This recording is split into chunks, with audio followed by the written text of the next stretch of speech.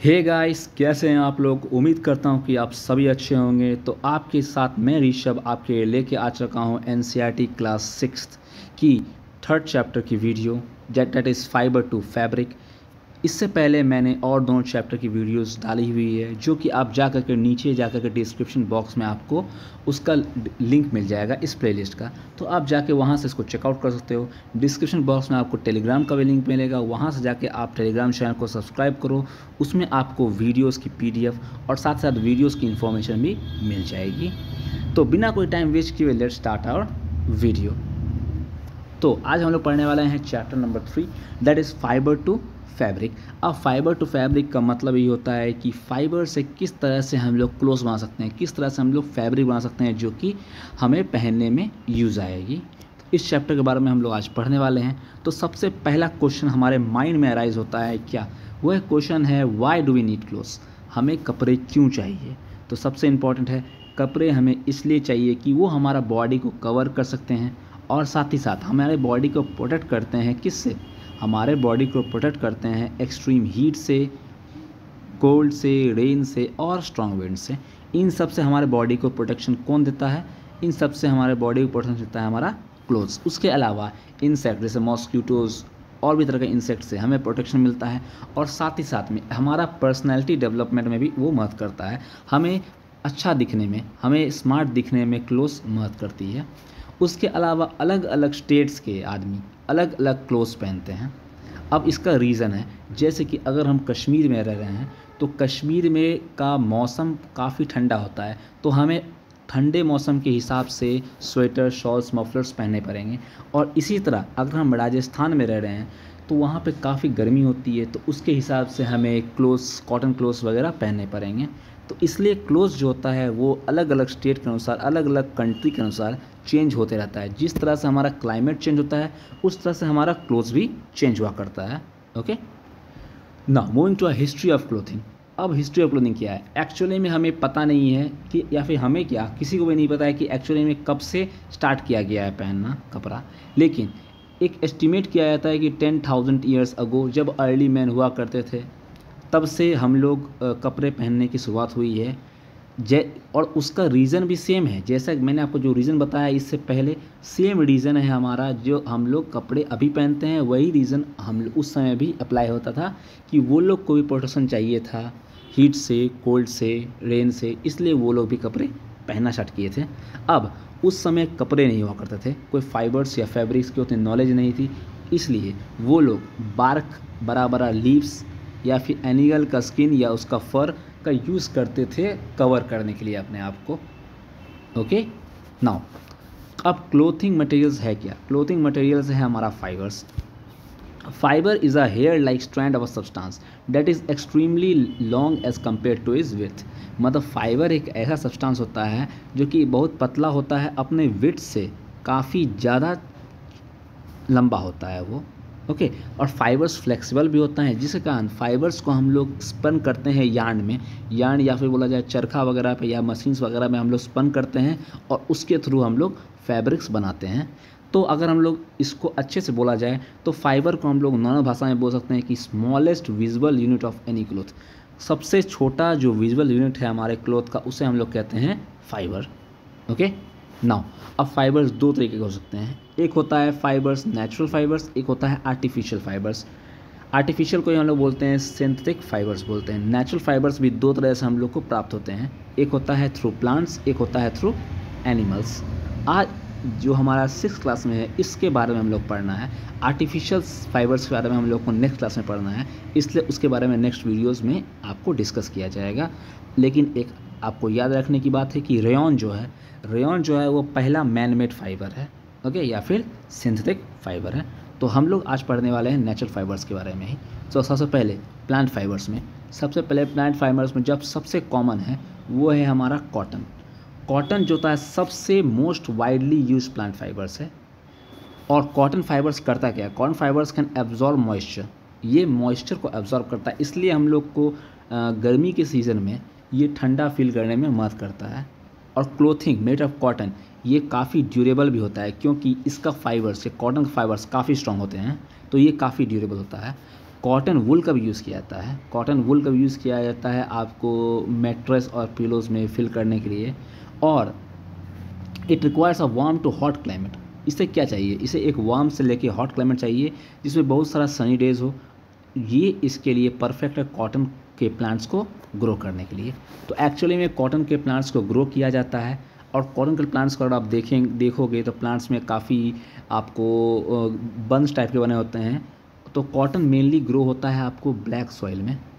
सबसे इम्पॉर्टेंट है cotton growth के लिए है जो आपका है वो है आपका ब्लैक सॉइल।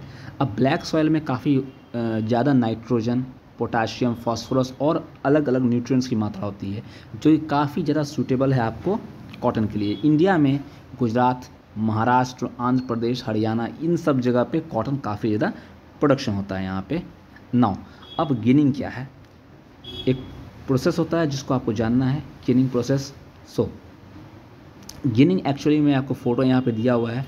गिनिंग्स में होते क्या है, जो हमारे कॉटन के बॉल्स होते हैं उनको पिक किया जाता है हैंड से और फाइबर्स को सेपरेट किया जाता है उनकी सीड्स से। इस पे सीड्स होते हैं तो उसको सीड्स से सेपरेट किया जाता है बाय कॉम्बिंग, हाथ से करके या मशीन से करके उसको हटाया जाता है। इस प्रोसेस को ही हम लोग कहते हैं गिनिंग। इस प्रोसेस को हम लोग कहते हैं गिनिंग। इससे हम लोग का अलग फाइबर्स अलग हो जाती है, ओके। और फिर जा कर के इसको हम लोग प्रोसेस करते हैं तो क्लोथ बनता है हमारा। नाउ अगला है जूट। जूट जो है सबसे चीपेस्ट है, one of cheapest natural fibres है। कॉटन के बाद सेकंड नंबर पर अगर आता है तो आपको जूट ही आता है। इसको ये स्टेम से ऑब्टेन होता है, जूट प्लांट के स्टेम से ऑब्टेन होता है। इसमें रेनी सीजन चाहिए, ये एक रेनी सीजन क्रॉप है और ये वार्म और ह्यूमिड क्लाइमेट में अच्छा से ग्रो करता है। इंडिया में jute mainly Ganga Brahmaputra delta पे वेस्ट बंगाल का और आसाम का मिलता है। कुछ और प्रोडक्ट्स जैसे कि बिहार, यूपी, त्रिपुरा, मेघालय में भी जूट काफ़ी बनाए जाते हैं। तो जूट जो है, जूट प्लांट जो होता है वो हार्वेस्ट किया जाता है जब उसमें फ्लावर नहीं उगा हो। जब फ्लावर नहीं उगा हो उससे पहले ही उसको हार्वेस्ट कर लिया जाता है। उसका जो स्टेम होता है उसको काटा जाता है और स्टेम को भिंगा करके उसको रॉट कर दिया जाता है। तो इस प्रोसेस को ही हम लोग कहते हैं रेटिंग। इस प्रोसेस को कहा जाता है रेटिंग कहा जाता है जब आपका स्टेम जो होता है जूट प्लांट्स का वो रॉट हो जाता है, पूरा तरीके से सड़ जाता है और उसको फिर सुखाया जाता है, उसको सेपरेट किया जाता है, उसको बढ़िया से वॉश किया जाता है रनिंग वाटर में और तब उसको सुखा करके उसको हम लोग यूज़ करते हैं एज अ फाइबर। बांग्लादेश और इंडिया, बांग्लादेश नंबर 1 पे, इंडिया नंबर 2 पे है।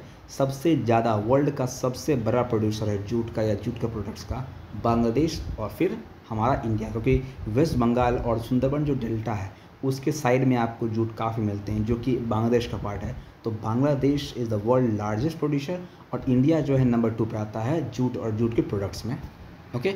नाउ ये देखो, इस प्रोसेस को ही हम लोग कहते हैं रेटिंग कहते हैं। इस प्रोसेस को हम लोग रेटिंग कहते हैं जब इसको सुखाया जाता है, ओके। नाउ अब कुछ और प्लांट फाइबर्स भी होते हैं जैसे कि फ्लैक्स, हेम्प और कैपोक। मैं आपको बताता हूँ कि दिखाता हूँ। ये है फ्लैक्स, ये है हेम्प और ये है कपोक। आपको देखो इसके बारे में, फ्लैक्स क्या है। फ्लैक्स का हम लोग यूज़ करते हैं लिनन बनाने में, लिनन के कपड़े बनाने में यूज़ किया जाता है फ्लैक्स का। और इसका प्रोडक्ट जो होता है रोप, थ्रेड और हाई क्वालिटी पेपर के लिए भी यूज़ किया जाता है। हेम्प को मेनली यूज़ किया जाता है रोप के लिए, कॉर्ड के लिए, क्लोथ्स और पेपर के लिए यूज़ किया जाता है। हाई क्वालिटी पेपर जो होता है आपको हेम्प से मिलता है। नाउ कैपोक आप देख सकते हो कैसा है कैपोक जो होता है इसको ही हम लोग कहते हैं सिल्क कॉटन। इसे हम लोग कहते हैं सिल्क कॉटन कहते हैं। ये स्टफिंग मटेरियल में यूज होता है। जो आपका मैट्रेस होता है, पिलोज होता है, स्लीपिंग बैग्स होता है, लाइफ जैकेट्स होती हैं, इन सब में यूज़ किया जाता है कैपोक को यूज़ किया जाता है जो कि एक सिल्क कॉटन है, ओके। नाउ अब हम लोग आते हैं एनिमल फाइबर पे। तो एनिमल फाइबर मेनली दो ही होता है आपको, एक होता है सिल्क और एक होता है आपको वुल। सिल्क जो होता है वो हमें मिलता है ककून ऑफ सिल्क वॉर्म से। सिल्क वॉर्म के ककून से हम लोग को मिलता है सिल्क। सिल्क जो होता है एक स्ट्रॉन्ग और शाइनी फाइबर होता है।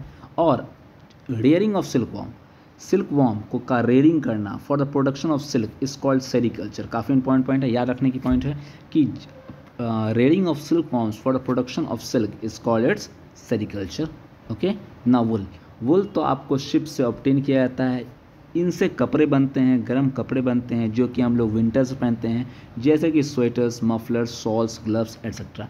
ये सब मिलता है हम लोग को एनिमल फाइबर से। नाउ अब मेकिंग फाइबर्स। अब फाइबर कैसे बनता है, दो प्रोसेस होती है आपको, एक होता है स्पिनिंग, एक होता है वीविंग और नेटिंग।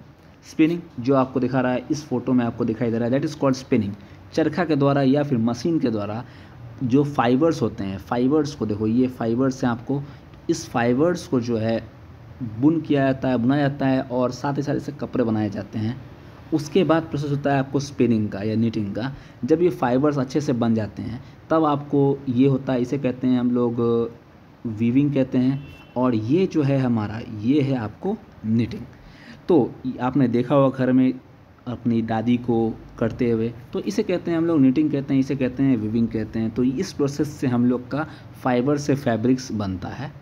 तो उम्मीद करता हूँ कि आपको वीडियो काफ़ी पसंद आया हो। अगर आपको वीडियो अच्छा लगा हो तो ज़रूर लाइक करो, शेयर करो अपने दोस्तों के साथ, जितना हो सके उतना शेयर करो और सब्सक्राइब करो हमारे चैनल को। और साथ ही साथ डिस्क्रिप्शन बॉक्स में आपको प्लेलिस्ट दी हुई है, तो इससे पहले जो वीडियोज़ हैं वो आप ज़रूर देखो। अगर आपने नहीं देखा है तो, अगर आपने देख लिया तो काफ़ी अच्छी बात है। और साथ ही साथ नीचे टेलीग्राम चैनल दिया हुआ है, जाके टेलीग्राम चैनल को सब्सक्राइब करो और वहाँ पे आपको मिल जाएगा जितना भी आपको इन्फॉर्मेशन है, और PDF साथ साथ PDF जो आपको है वो आपको यहाँ पे मिल जाएगी। तो उम्मीद करता हूँ कि आप सब अच्छे होंगे। तो तब तक के लिए जय हिंद, जय भारत।